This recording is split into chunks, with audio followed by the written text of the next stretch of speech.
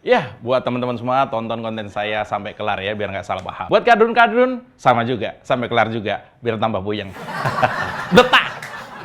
Ya, sebutan yang pas buat Pak Jokowi terkait lawatannya ke Ukraina dan juga Rusia adalah Jokowi Sang Juru Damai. Ketika saya sampaikan ini di sebuah grup yang banyak kadrunya, mereka ngamuk. Salah grup saya ya. Katanya begini, apaan juru damai? Damein tuh, cebong sama kadrun aja nggak bisa. Dibilang begitu. Lah, kami tuh nggak musuhin kadrun ya, jangan salah paham ya. Saya terutama nggak musuhin kadrun. Kita itu memusuhi sifat dan tindakannya. Apalagi kalau udah masuk ke ranah ganti Pancasila, ganti demokrasi dengan sistem khilafah, atau merusak kebinekaan. Ya jelas kami lawan lah. Kalau diem aja, ya nanti gantian. Putin yang datang ke Indonesia buat mendamaikan perang. Iya, terus ada juga yang teriak soal kunjungan Presiden Jokowi ini sebagai juru damai, sekaligus pembawa pesan damai. Tapi kata kadrun, urus tuh Papua. Kenapa masih ada pemberontakan di sana? Saya kasih tahu ya, di rumah saya itu, bapak sama ibu saya, itu aja sering cekcok. Tapi itu nggak menghalangi bapak saya untuk ikutan damein tetangga sebelah yang ribut sama pinjol. Lalu kadrun juga teriak, woi, Jokowi bukan juru damai, tapi juru utang. Aduh, ya. Kadang kadrun yang kayak gini emang mana paham artinya damai. Dia teriak seperti itu sambil lewat jalan tol mulus yang dibangun sama Pak Jokowi. Atau menutup mata ketika saudara-saudaranya di kampung seneng banget karena jalanan di kampung sekarang mulus-mulus. Jembatan yang berpuluh tahun nggak disentuh pemerintahan sebelumnya sekarang jadi bagus dan instagramable. Bahkan ada kadrun yang nyinyir, harga minyak goreng masih tinggi, kok Jokowi ke Rusia? Begini ya Drun, Pak Jokowi itu saat ini bukan cuma Presiden Indonesia, tapi juga mewakili Indonesia sebagai presidensi G20. Ini panjang kalau diceritain. Singkatnya gini deh, sebagai presidensi G20, Pak Jokowi ini mau undang langsung Presiden Ukraina dan juga Rusia untuk datang ke Bali nanti. Lalu sebagai Presiden Indonesia, baca deh pembukaan Undang-Undang Dasar 45. Soalnya, apa yang dilakukan Presiden itu sesuai dengan pembukaan Undang-Undang Dasar 45 alinea keempat. Masih pada ingat nggak nih? Ikut melaksanakan ketertiban dunia yang berdasarkan kemerdekaan, perdamaian abadi, dan keadilan sosial. Jadi ingat upacara waktu SD kan? Nah, dalam kunjungan kenegaraan ini, Pak Jokowi menyampaikan misi kedatangannya ke Ukraina merupakan perwujudan kepedulian masyarakat Indonesia untuk Ukraina. Presiden Jokowi itu menegaskan, kalau posisi Indonesia mengenai pentingnya penghormatan terhadap kedaulatan dan integritas wilayah. Ya meskipun masih sangat sulit dicapai ya soal damai antara Ukraina dan Rusia ini, minimal udah ada upaya lah. Jauh-jauh dari Indonesia sebagai presiden negara Asia pertama yang mau datang ke kedua negara itu, minimal Ukraina dan Rusia malulah sama negara lain. Pernah lihat tetangga berantem nggak? Biasanya nih, kalau udah didatengin sama RT atau tetangga lain, itu bakal damai. Minimal nggak berisik, soalnya malu. Apalagi ada tetangga datang, bawa bingkisan pulang. Masa nggak malu dan masih berantem? Kalau masih berantem juga, saya bor pakai air. Emang kucing. Nih ya, Pak Jokowi bilang pentingnya penyelesaian damai dan mengatakan bahwa spirit perdamaian tidak boleh pernah luntur. Wah, saya membayangkan ketika Pak Jokowi menasihati Zelensky dan Putin. Kira-kira begini. Mas Zelensky, saya bawa pesan dari anak-anak Indonesia. Mereka minta Anda dan Pak Putin nggak usah perang. Ya, apalagi sampai ajak negara anggota NATO ikutan perang. Udah, damai. Damailah. Yang lalu-lalu udah lupakan.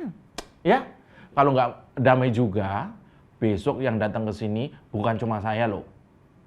Lalu mereka nanya, lah siapa Pak Jokowi? ormas. Ya, langkah hebat Presiden Jokowi ini banyak yang memuji. Membawa misi mulia juru damai di tengah konflik. Saat negara-negara maju lain saling mengucilkan atau mendukung salah satu pihak, kita hadir dengan nyali dan kasih sayang. Penting tuh, nyali ada, kasih sayang juga ada. Kemarin lihat kan, bagaimana Bu Iriana, istrinya Pak Jokowi, ibu negara kita, dengan ketulusan seorang ibu, mendatangi pasien rumah sakit yang terluka akibat perang. Bantuan kemanusiaan berupa obat-obatan dari Indonesia yang disampaikan Pak Jokowi dan Ibu Iriana sebagai representasi masyarakat Indonesia adalah bentuk kasih sayang antar sahabat. Dan tentu harapannya sekecil apapun, peluang untuk perang Rusia-Ukraina segera berakhir dan semua kembali pada kondisi aman dan juga damai. Bentar lagi Idul Kurban, woi. Kenapa masih aja perang? Nggak mau nyatai bareng? Selamat datang di Oposisi 69 FM bersama saya, Mas Jopray. Tarik bambang, sedikit disenggol lapor polisi, padahal doyan nyenggol tanpa basa-basi. Orang ngebanyol, kok disomasi. Oh sial, semua salah Jokowi. Oh no, ini negara gua. Oposisi gak ada otaknya. Bangsat!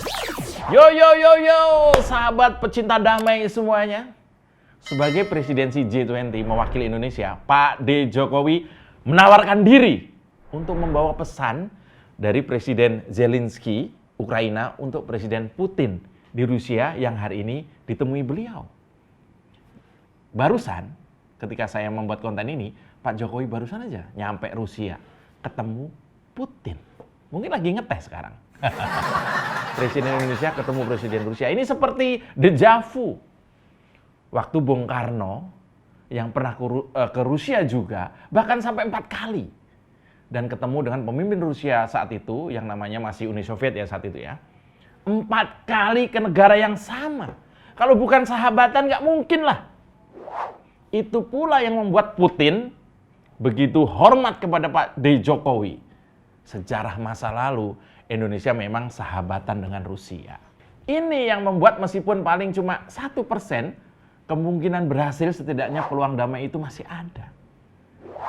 Itikat baik Pak Jokowi untuk memediasi aja nih, sudah merupakan sesuatu hal yang luar biasa. Apalagi kalau misalnya nih ya, meskipun kemungkinan nggak besar, Rusia dan Ukraina benar-benar bisa progres berdamai. Waduh, ini luar biasa banget nih. Apalagi ditambah kalau misalnya hari ini Raden Panci ditetapkan sebagai tersangka, pasti rakyat Indonesia tambah bahagia. Kok nyangkutnya ke sana ya? Sorry. Ya. Kita fokus ya. Ya, jabatan tangan Pak Jokowi kepada Zelensky mengandung 1000 arti. Saat seorang sahabat menyalami dan menggenggam tangannya seolah berkata, "It's enough, my friend. Cukup, sudahlah. Perang tidak menyelesaikan apa-apa. Ayo cepat berhenti perang. Kita urus rakyat kita pasca pandemi ini. Kita lanjutkan apa yang tertunda. Gandum Anda juga harus segera diekspor ke Indonesia. Indomie jangan sampai kekurangan gandum, bisa naik harganya.